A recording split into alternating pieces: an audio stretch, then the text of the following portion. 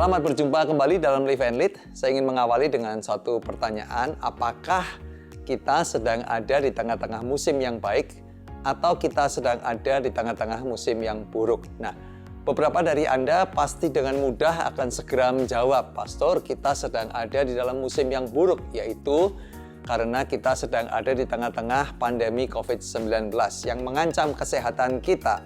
Dan bukan hanya mengancam kesehatan, dampaknya juga mempengaruhi ekonomi, banyak orang kehilangan pekerjaan, banyak orang mengalami penurunan pendapatan, banyak perusahaan-perusahaan sedang mengalami kesulitan. COVID-19 juga mempengaruhi cara kita hidup dengan luar biasa.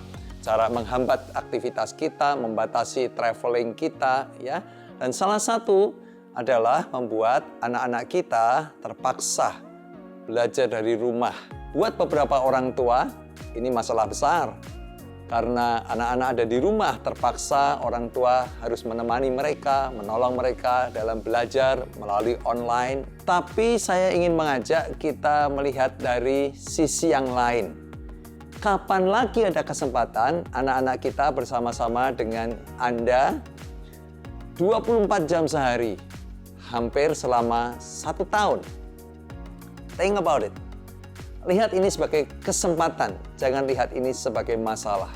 Dan saya mengajak kita menjadi orang-orang yang bisa take full advantage of this situation. Apa yang bisa kita lakukan?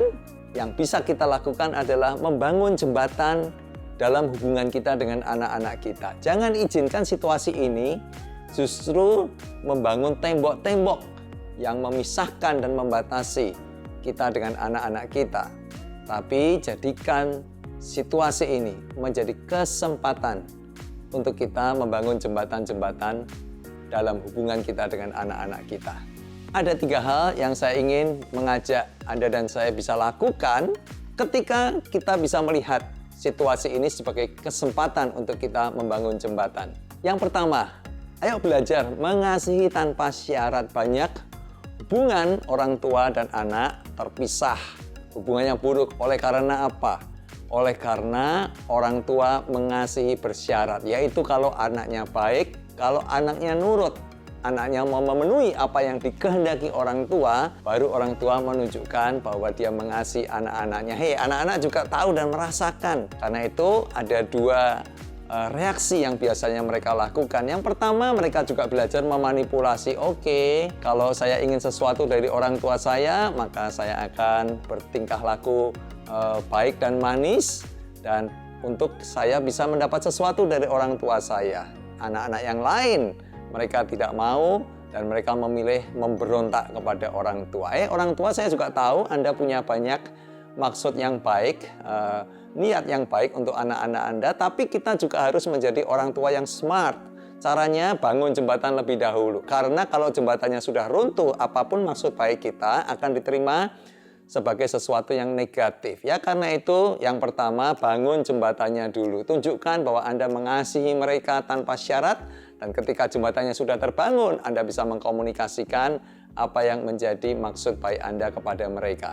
Yang kedua, bangun komunikasi tanpa memaksa. Banyak komunikasi yang buruk antara orang tua dan anak karena orang tua dalam berkomunikasi hanya ada 2 jurus, yaitu instruksi dan intimidasi. Ya, sebagai akibatnya anak merasa tidak dihargai. Beberapa anak menutup telinganya.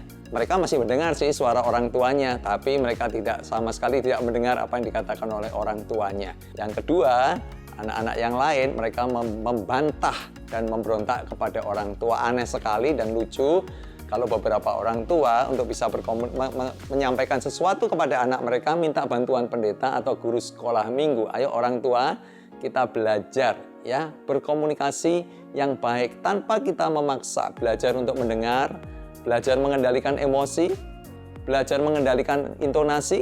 Supaya apa? Supaya kita bisa membangun jembatan komunikasi dengan anak-anak kita. Yang ketiga, belajar untuk mengenali siapa mereka dan apa dunia mereka. Apa yang sedang kita lakukan sih? Kita ingin belajar membangun jembatan-jembatan dengan anak-anak kita. Ya, jangan bangun tembok-tembok yang memisahkan, bangun jembatan-jembatan. Anda tentu setuju bersama dengan saya bahwa setiap anak kita unik. Saya punya 2 anak yang sejak kecil tinggal bersama-sama dalam suatu ruangan, bahkan ketika mereka kuliah mereka tidur di satu tempat tidur, tapi dua anak ini dua anak yang berbeda. Maukah Anda dan saya menerima perbedaan-perbedaan itu tanpa ingin menyamaratakan semua anak-anak kita dan berusaha memahami mereka dan dunia mereka? Coba kenali kepribadian mereka, coba kenali keunggulan mereka, ya, talenta mereka, gifting mereka, dan juga keinginan-keinginan mereka. Coba kenali apa yang menjadi dunia mereka. Saya percaya dengan kita mau belajar mengenal mereka dan dunia mereka, kita akan membangun komunikasi yang lebih baik. Ingat, ini waktunya kita membangun jembatan. Jangan izinkan situasi ini justru menjadi membangun tembok-tembok memisahkan antara kita dengan anak-anak kita. Ingat, ini waktunya kita take full advantage dari musim yang sedang Anda dan saya lewati bersama-sama.